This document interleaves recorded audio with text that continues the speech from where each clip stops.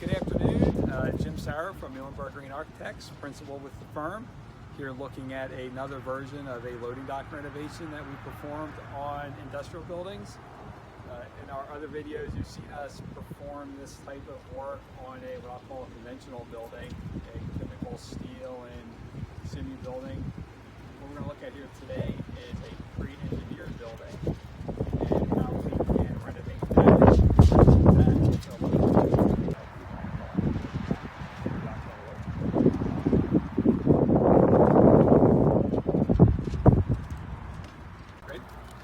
So what we did here, again, is a pre-engineered building. It's essentially a metal panel, insulated metal panel on a pretty thin steel structure.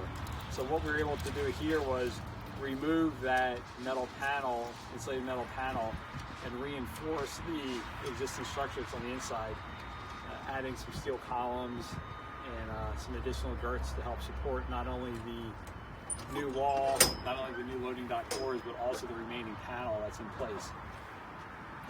We're also able to, in this case, remove a portion of the foundation and dig down so that we could get our loading dock well in place for the dock level.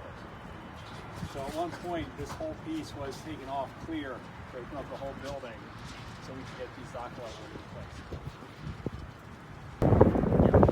This is the beginning of a larger renovation project for this building. This is the first step in what's going to become a facade renovation. We'll actually be putting a new finish on this entire surface here, all the way around the corner of the building. New metal panels. It will then lead into a new addition that's being built on the other side of the building. So check back in and we can give you periodic updates on the progress of the